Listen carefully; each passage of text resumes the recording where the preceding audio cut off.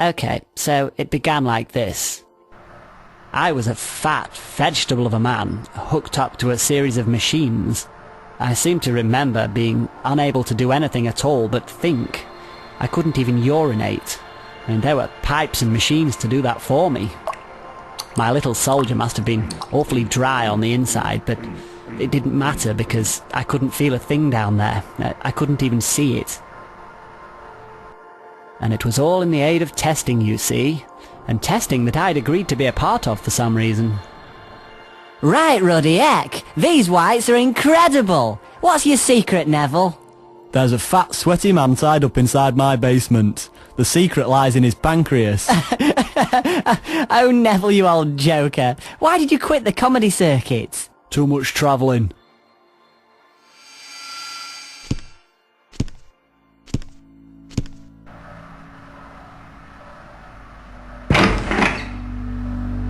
I need to make a small adjustment.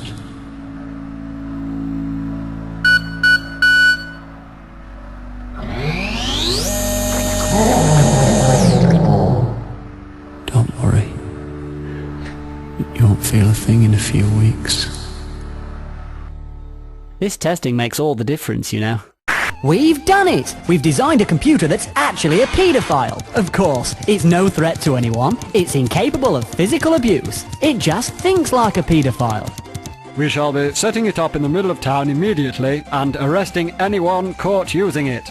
The man behind this wonderful invention also created a machine that could make any inanimate object physically aware of itself. Take this normal cigarette lighter. An inanimate object, no? Try lestified by the argon beam, it slowly gains awareness as it reaches 13,000 hydrologs of Cancion. The cigarette lighter now realizes that it exists and shall remain conscious for the rest of its existence. Ah, how are we doing today, sir? I'd be lying if I said my life was perfect before my cheeks started melting, but it was better than this. Don't worry, Mr. Robertson. You didn't say that. You just thought it. What actually came out of your mouth sounded more like this. Oh, gee whiz, Doc, I'm just swell. I've never been better in my life. And I'm glad to hear it. It's comforting to know that our little tube isn't causing you any major concerns.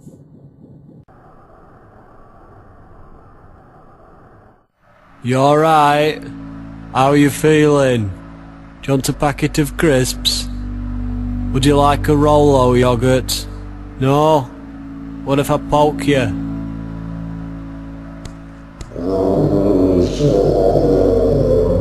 What was that? Orphan?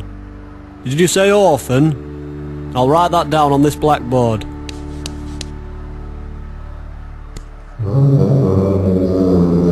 Marble? Was that marble? Did you say marble then? I'll write that down. Paying? Who's paying? Wait a minute, you're paying the orphan in marbles? Is that what you're trying to say? They deserve better than that. Would you like a whisper gold? Now I must ask, has anyone here ever smoked a car like one would normally smoke a cigarette? I don't think that's possible. I think you could if you crushed it up a little bit. It'll be a wee bit harsh on the lungs though, wouldn't it? It would. That is the issue. And ladies and gentlemen, today I intend to come up with a solution. You silly people. Are you talking to us? Yes, all of you. Why are we silly? We've been a great audience. We've clapped and cheered. Don't be so bloody ungrateful. None of you are scientists, which makes you all silly. Hey, that's not fair. You take that back. No, I shan't take it back. Why would a man of science turn against his audience like that? This question sparked a thought inside my head. If I were to press down hard on the left side of my hip bone, would I shrink in size? And would the right side of my hip bone reverse the effect?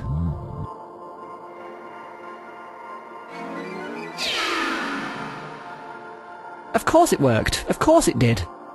The funny thing is, I've had this ability my whole life, but I've only just thought to use it. Red Wrangler! My favourite toy racer! I thought this day would never arrive. I'm small enough to take a ride. My childhood dreams have all erupted. This is everything I could have ever hoped for and more. I want to go in the glove compartment. Oh, Shuffles, that was a tad too far. Well, there's no going back now. I went down further and further until I came across a forest of floating spongy balls. I felt as if I was standing on my own planet at one point. Maybe a new home awaited me inside one of these spongy balls. Yep, I'm going in.